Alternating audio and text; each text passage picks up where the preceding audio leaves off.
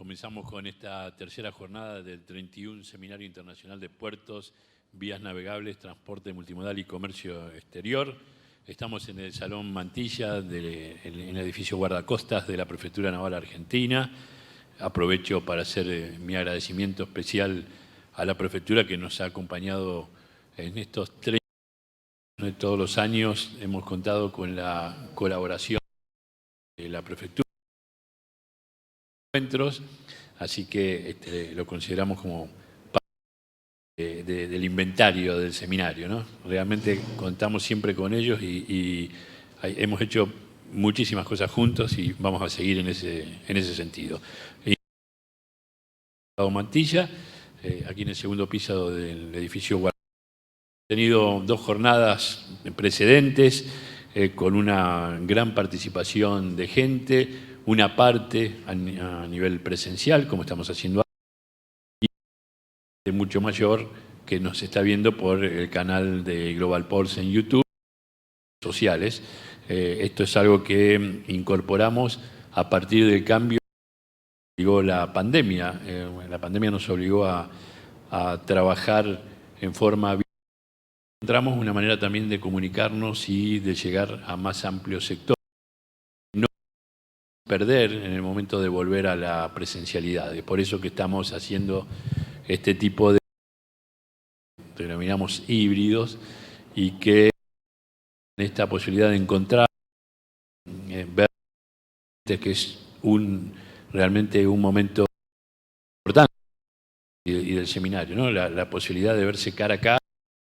Y como este encuentro además se hace sobre fin de año, siempre es una oportunidad para el encuentro, para los mejores deseos para el año que viene.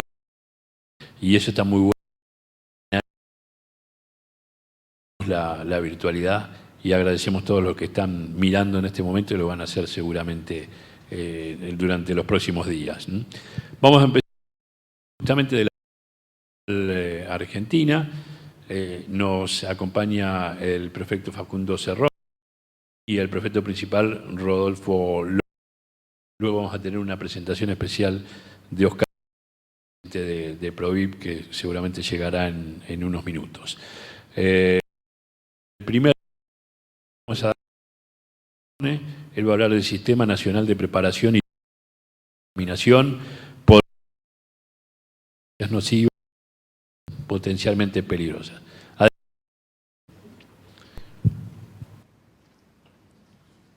Bueno, buen día antes que nada para todos. El moderador, voy a hablar del Sistema Nacional de Preparación y Lucha contra la Contaminación por hidrocarburos y otras sustancias nocivas y potencialmente peligrosas. Yo la Dirección de Protección Ambiental. Esta dirección tiene como objetivo administrar y fiscalizar la prevención de buques y la protección del ambiente en general. Como todos,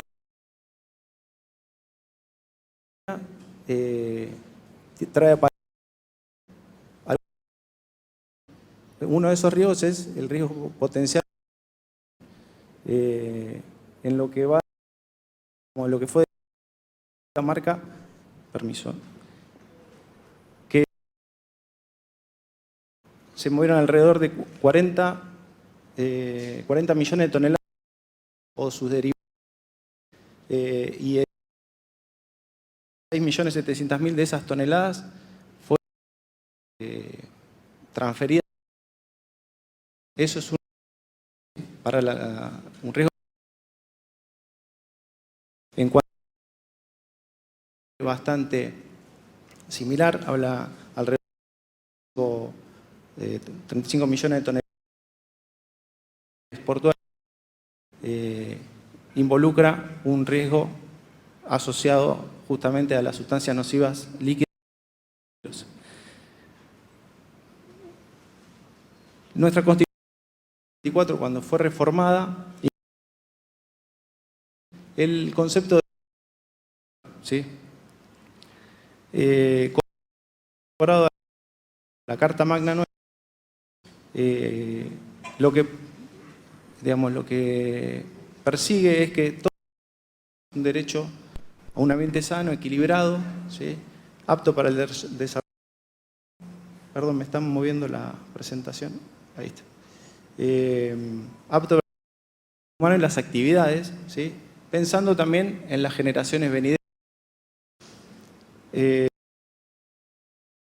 Estipula el artículo 41, es que las autoridades deben de proveer a la protección de este derecho. En ese marco, le corresponde a la Nación dictar las normas de fondo, lo que se llaman los presupuestos mínimos. De hecho, hay una ley que a posteriori se dictó, que es de presupuestos mínimos ambientales, y las provincias deben de acompañar con normas, digamos, complementarias a los efectos de mantener el ambiente lo más equilibrado posible. Después tenemos un marco específico que le da, digamos, forma a este sistema de lucha y prevención contra la contaminación. Ahí podemos observar una serie de normas. La fundamental para el caso de este sistema es la Ley 24.292, que es la que dio lugar a la aprobación del convenio internacional OPRC 90. Este convenio es un convenio internacional de cooperación, preparación y lucha contra la contaminación, ¿sí?, ya sea por hidrocarburos, básicamente, y después se anexan las sustancias nocivas y potencialmente peligrosas. Este convenio, a grandes rasgos, establece los procedimientos de notificación, ¿sí?, para cuando suceda un incidente, establece pauta de cooperación bilateral y multilateral para los estados que son parte, da las pautas generales y específicas para implementar un sistema de preparación y lucha contra la contaminación, y las pautas, digamos, específicas para la elaboración de los planes de contingencias. Muchos quizás han hablado del Planacón que regula la prefectura. Bueno, ese Planacón es parte de este sistema. Ahora lo vamos a desarrollar un poquito más en detalle. Y también establece... Perdón. No sé si alguien me está tocando la presentación.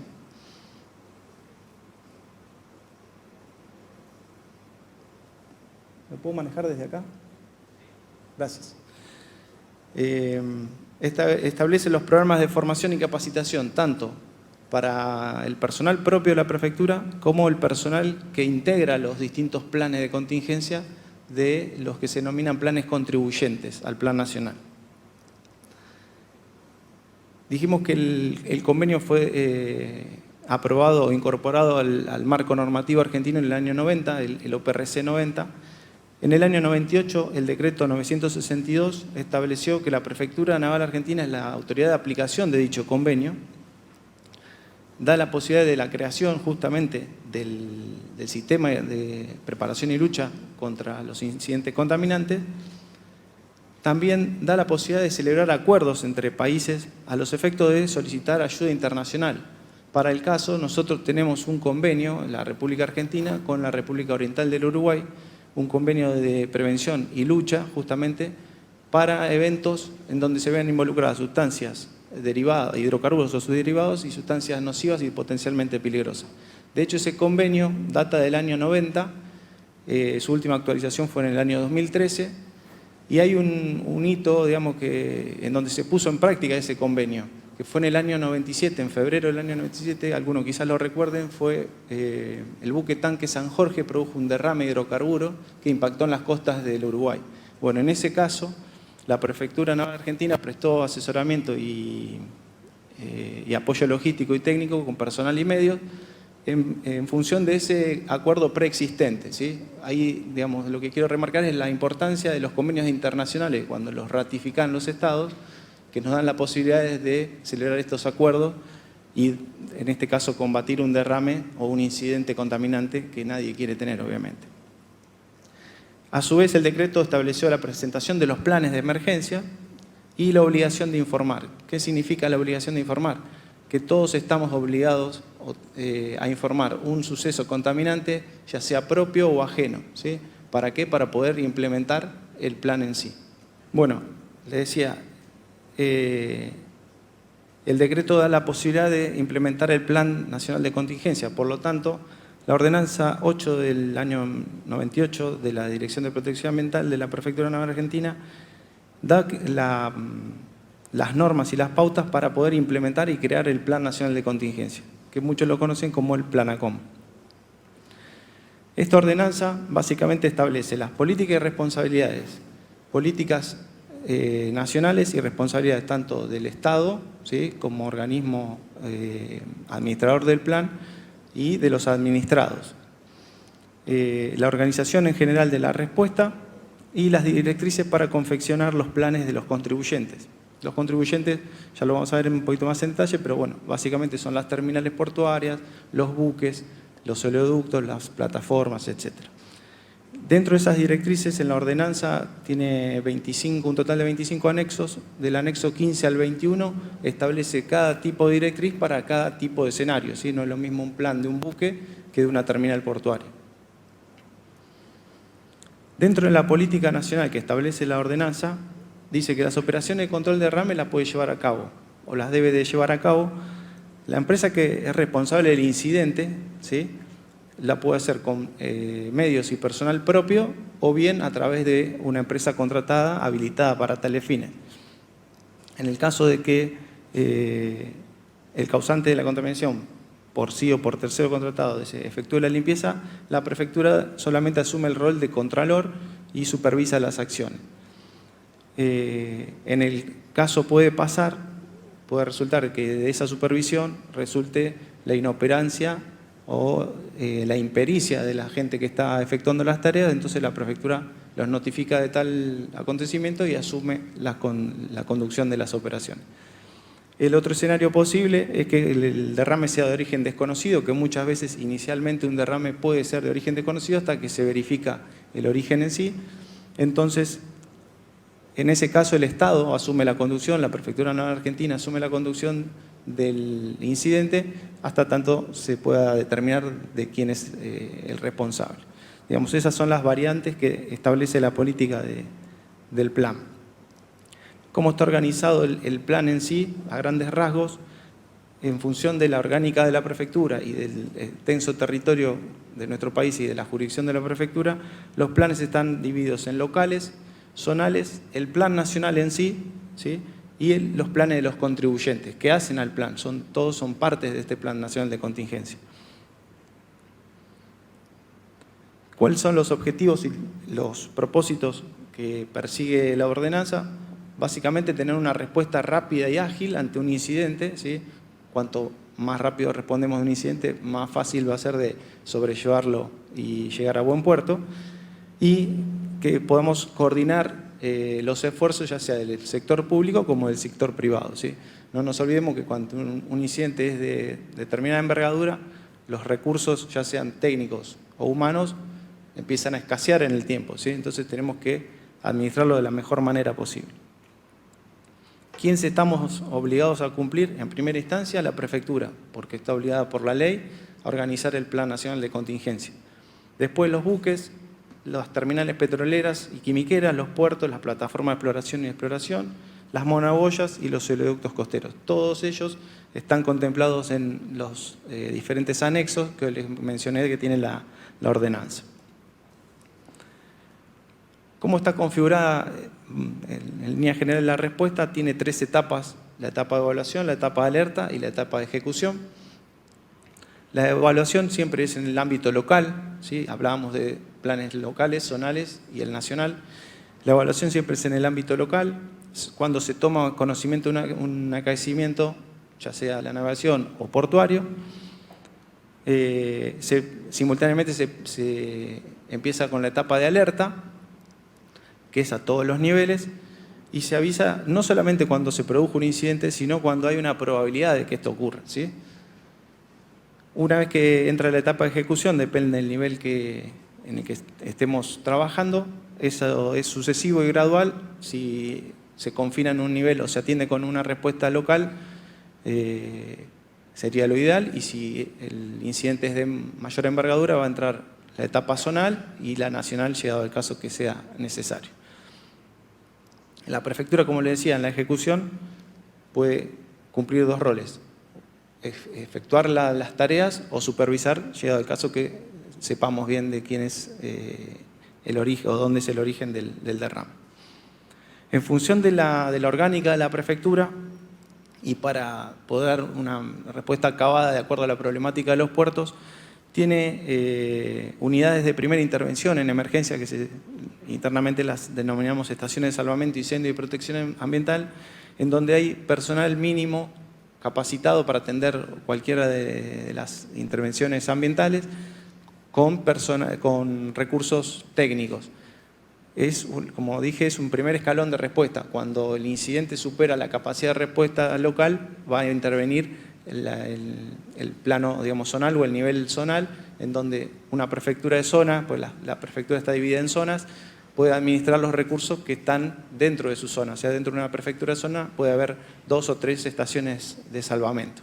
Si la envergadura es muy grande, entra en juego el Plan Nacional de Contingencias y la respuesta va a estar a cargo del Servicio de Salvamento, Incendio y Protección Ambiental, que tiene asiento acá en Dársena F, en el puerto de Buenos Aires. Hoy mencionaba que la respuesta puede ser dada por una empresa, una terminal o un buque con personal propio, o bien lo puede tercerizar con una empresa que esté habilitada a tales fines. Para eso debe de cumplir una empresa que pretenda hacer tareas de control de derrame, ya sea de hidrocarburos o de sustancias nocivas potencialmente peligrosas, tiene que estar inscripta en la prefectura y cumplir los requisitos de la ordenanza 5 del año 99. Esta ordenanza lo que estipula es, de acuerdo a el equipamiento técnico y personal disponible que tiene, lo categoriza la empresa en 3 categorías: marítima, fluvial y lacustre y interior de puerto. De acuerdo, insisto, a las posibilidades, ahí no sé, lo pueden ver en pantalla, de acuerdo a las capacidades de respuesta que tengan las empresas. Tanto estas empresas como las que son parte del Plan Nacional de Contingencia son auditadas por la prefectura para mantener la vigencia, ¿sí?, anualmente. Bueno, todos los contribuyentes, como así dice la ordenanza 898, que pretenden tener un plan aprobado, tienen que presentarlo ante la Dirección de Protección Ambiental para que éste sea evaluado. Nosotros tenemos certificado el proceso de extensión de la disposición, que así se llama el documento, de la disposición de aprobación del plan, acorde a la norma ISO 9001. En este proceso se reciben los planes de contingencias, en la división planes justamente se evalúan. Si no tuviera ninguna corrección que efectuarle al plan, se lo notifica al usuario de que está el plan listo para ser auditado, se concreta una auditoría, se verifica lo que dice el plan en el campo y una vez que todo sale satisfactorio, se emite el certificado por un plazo de 5 años, ¿sí? Ahora, ¿cuáles son las implicancias que tiene? Tiene una validez de 5 años, pero anualmente tiene que hacer una auditoría con un ejercicio de campo para constatar de que la vigencia del plan se mantiene, ¿sí?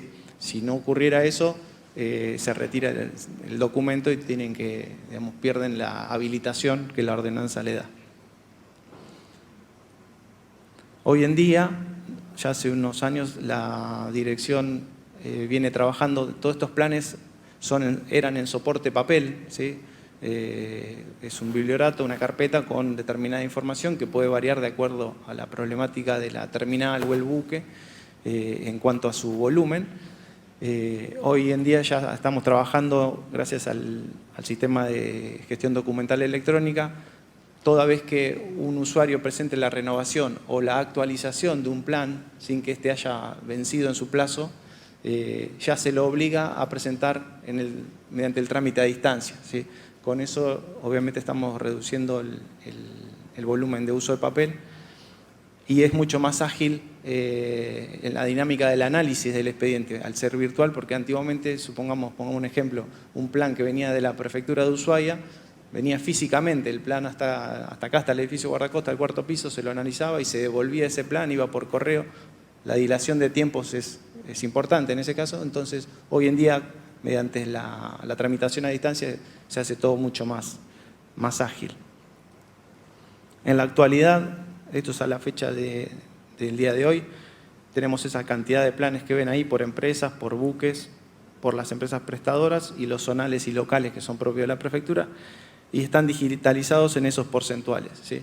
Hemos avanzado mucho en la digitalización porque necesitamos justamente eliminar ya el soporte papel, ¿sí? Todo tiende, obviamente, a que sea digital.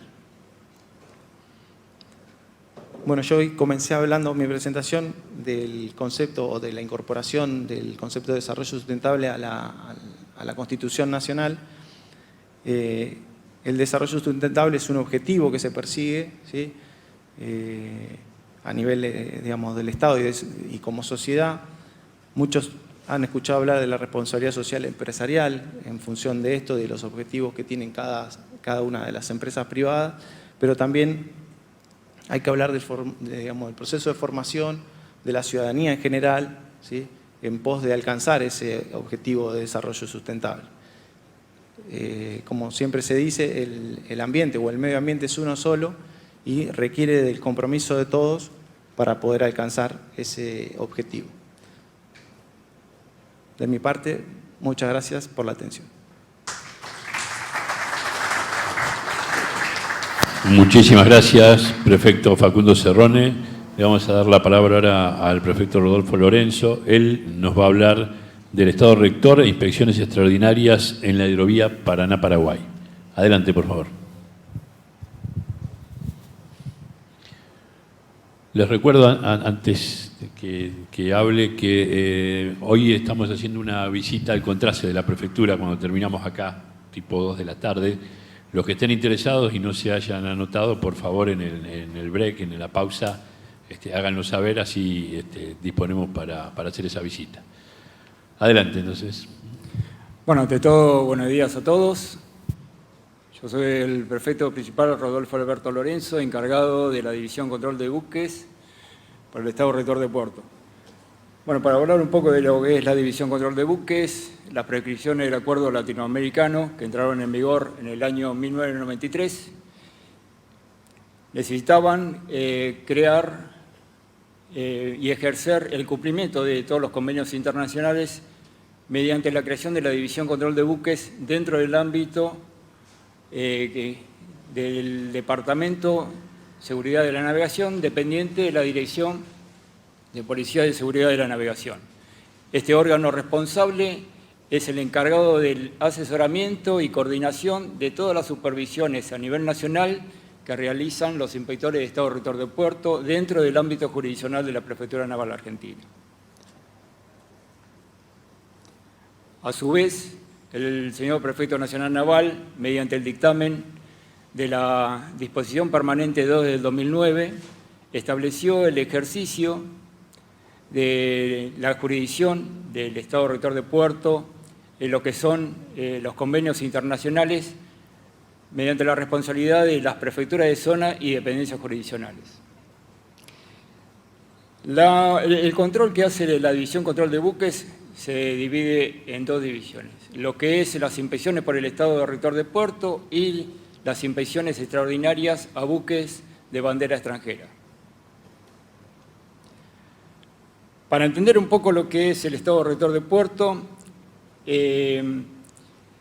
son las inspecciones que se realizan a buques de bandera extranjera que visitan en forma voluntaria los puertos de Argentina y en las cuales lo que hace la supervisión del Estado Rector de Puerto es verificar que mantienen las condiciones de los convenios internacionales de los cuales el Estado es parte y de esta forma mantener los controles, ya sea del estado del buque, la tripulación, y de esta forma mantener lo que es la seguridad de la vida humana en el mar, la protección del medio ambiente y la contaminación. La cobertura a nivel nacional que tenemos de los inspectores son 21 puertos habilitados, de los cuales tenemos 34 oficiales de Estado Rector de Puerto. Tenemos desde el año 2010 la inclusión del personal femenino que han realizado el curso y lo han aprobado. Actualmente tenemos 3 inspectoras de Estado Rector de Puerto, distribuidas en los puertos de La Plata, San Nicolás y San Lorenzo, puertos importantes donde trabaja la hidrovía. Y actualmente hemos inspeccionado 834 buques de bandera extranjera.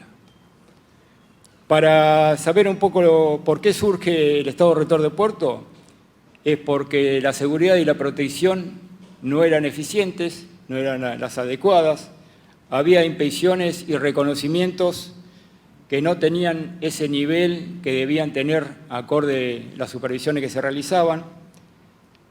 Las inspecciones eran mal efectuadas por lo que eran, el criterio no era el adecuado por los estados de abanderamiento y para tener un control más eficiente de lo que eran las inspecciones por los estados de abanderamiento. ¿Cuál es el objetivo del Estado Rector de Puerto?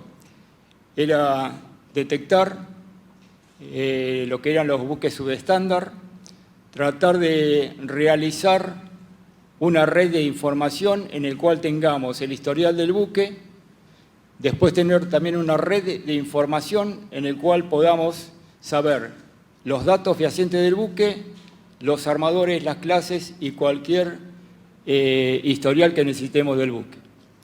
De esta forma, a nivel de autoridades marítimas, a través del acuerdo latinoamericano, podíamos tener un intercambio de información y no tratar de hacer inspecciones varias veces a varios buques. Ya directamente, si un buque fue inspeccionado dentro de lo que es el acuerdo, supongamos en lo que es Uruguay, no se volvía a reinspeccionar en la Argentina o en Brasil o en otra autoridad marítima dentro del acuerdo. Dentro de los controles que se efectúan, fíjense lo que son los convenios que verifican, que es el SOLAS, todo lo conoce, que es el de seguridad de vida humana en el mar, el STW, que es lo que es la certificación y la familiarización de las tripulaciones, el Lowline, que es el convenio de línea de carga, para ver la parte estructural y estabilidad del buque, convenio Marpol, que bueno, recién estuvo el prefecto Cerrone hablando de lo que es contaminación del medio ambiente, el ISM, que es el de gestión, Código de Gestión Marítima, en donde verificamos que se mantengan las condiciones tanto de la autoridad del Estado como del buque, y uno de los convenios que con el tema de la pandemia hemos utilizado mucho en este tiempo, desde marzo del 2020 hasta la actualidad, que es el convenio de trabajo. ¿Por qué? Hemos tenido varios inconvenientes con las tripulaciones, amén que la Organización Marítima lo ha tenido a los tripulantes como personas esenciales, en lo que es las repatriaciones de los mismos, y hemos tenido problemas de contrato. Al no poder ellos desembarcar en los puertos asignados, se han extendido los contratos y esos 11 meses que habitualmente ellos están por contrato, al estar extendido, nosotros debemos intervenir para que no llegue a una fatiga o a un problema psicológico, y para eso está el órgano rector para mantener esas condiciones acorde a los convenios. Eso es un poco la estadística de las inspecciones que hemos tenido. Hemos tenido una bajante con el tema de la pandemia, sin embargo, actualmente hemos vuelto a lo que es el coeficiente de porcentaje que hacía las supervisiones. La pandemia no nos ha atado a continuar haciendo supervisiones. Nosotros hemos continuado con las supervisiones a pesar de la pandemia, manteniendo las medidas sanitarias establecidas por la Organización Mundial de la Salud. Y este año, con la inmunización de los inspectores, hemos mejorado las condiciones, pero siempre hemos tratado de mantener en aquellos buques que por motivos fundados venían con algún problema o alguna avería, se los supervisaba. Fíjense lo que va de este año, hemos tenido 13 buques detenidos, volvemos a lo mismo más que nada por lo que era contratos vencidos o lo que era repatriaciones que los capitanes y las empresas armadoras no le han dado mucho interés y bueno, hemos tenido que intervenir y han tenido que ser detenidos por la normativa. Esto es un poco cómo ha evolucionado. Fíjense, hemos vuelto a los porcentajes que se tenían en su momento en el año 2018 y 2019. En sí, el compromiso regional que tiene el Estado Rector de Puerto es mantener un sistema eficaz de inspecciones, tener inspecciones en un 20% dentro de lo que es la región para poder controlar a los buques deficientes y tener una cooperación e intercambio de información entre las diferentes autoridades marítimas. Como habíamos hablado, otra de las pautas que tiene la División Control de Buques son las inspecciones a buques de bandera extranjera o de terceras banderas. Una de las funciones primordiales de la Dirección Policial de Seguridad de la Navegación es la supervisión de las y realizar inspecciones a buques de la matrícula nacional. De esta forma, lo que hace la dirección es verificar el estado del buque, si las tripulaciones mantienen la familiarización y control del instrumental y de esta forma controlar si la certificación que fue otorgada en su momento la siguen manteniendo. De esta forma se desprende también las inspecciones extraordinarias que se le realiza tanto a buques de bandera nacional como a los buques de tercera bandera. Dentro de lo que es la navegación fluvial, nosotros tenemos el control de los buques que están en la hidrovía. Fíjense qué pasa si un buque no está dentro de los convenios que habíamos visto en su momento, que era el convenio SOLA, Marpol, etc. Bueno, no se le da un trato más favorable. ¿Qué quiere decir eso? Tiene que tener reglamentaciones equivalentes a lo establecido por los convenios. Si bien no lo va a cumplir, nosotros no le vamos a dar un trato más favorable de lo que está establecido dentro de los convenios. ¿Está?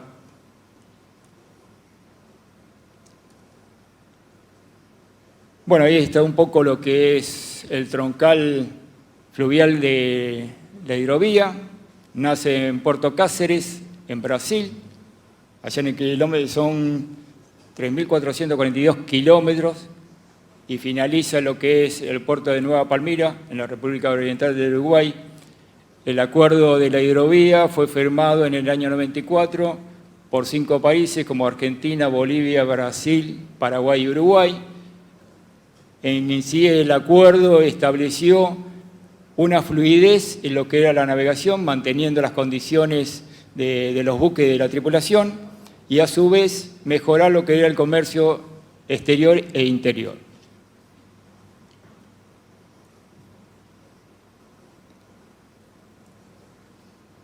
Esto es un poco la cantidad de inspecciones que se han hecho en el 2020. Como habíamos dicho, por el tema de la pandemia, hemos continuado con las inspecciones, pero ha mermado un poco los controles y este año hemos mejorado.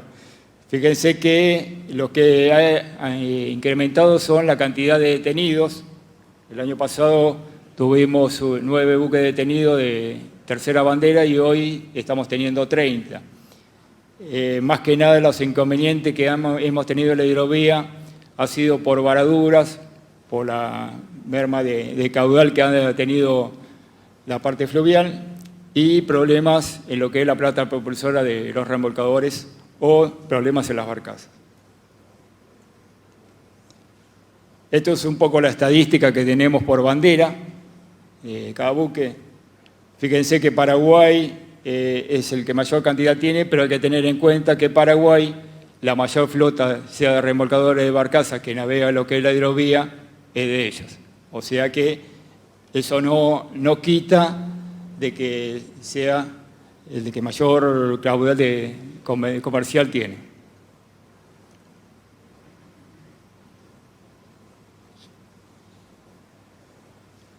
Bueno, como autoridad marítima, la prefectura ejerce lo que es el control para lo que es la seguridad de la vida humana en el mar, la protección marítima y la prevención de la contaminación del medio ambiente. Lo que se trata de hacer con las supervisiones del Estado Rector de Puerto es mejorar y que tanto los estados como las compañías mantengan los convenios internacionales, los cuales firmaron en su momento y de los cuales son parte. Ya muchas gracias. Permiso.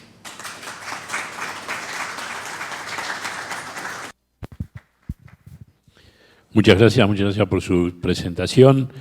Teníamos previsto ahora una presentación especial del futuro de la protección portuaria, Oscar Correas, pero la vamos a pasar para más adelante. Les quiero compartir en este momento, si lo tenemos por ahí, ayer las mujeres maritimistas entregaron para Global Ports un presente especial y queremos compartir ese momento. Si está, lo vemos.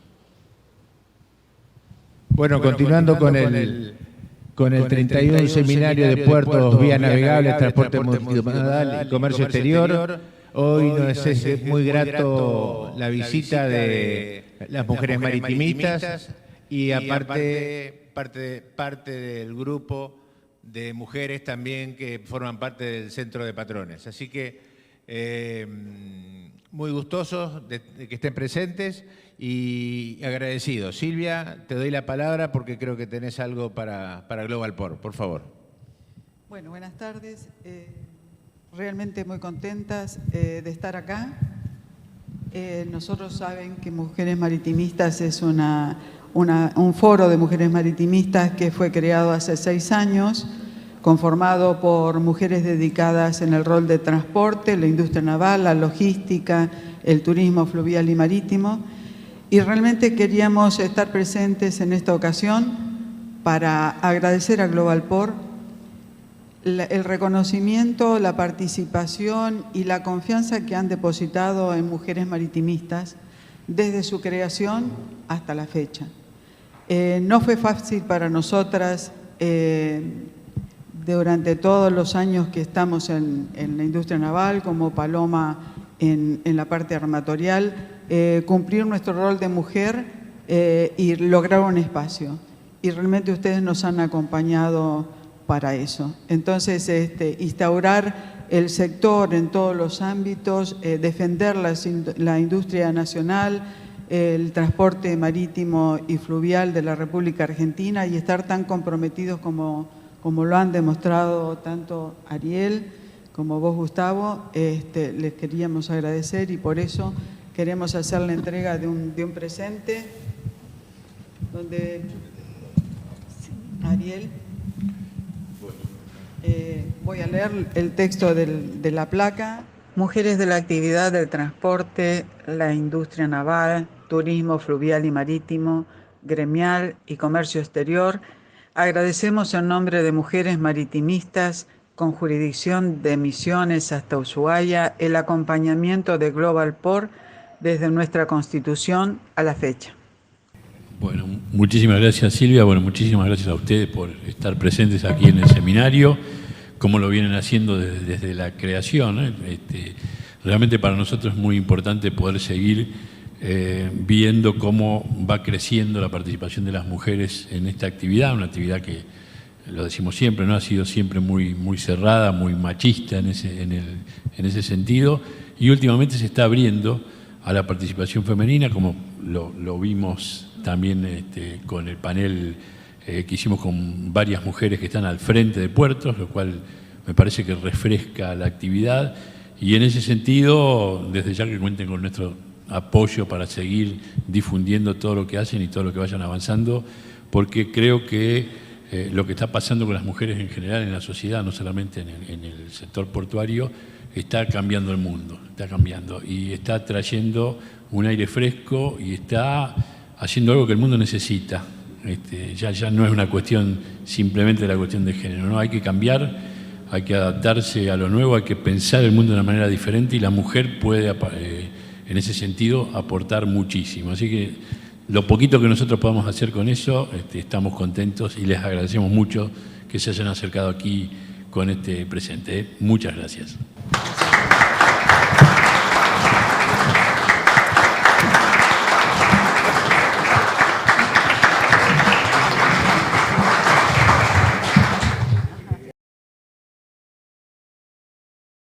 Fuera del programa después de terminar y quería compartirlo con todos para que lo vieran. Ya tenemos allegado, yo les decía que Correas iba a ir para más tarde, pero estás aquí, así que lo vamos a invitar a que se acerque.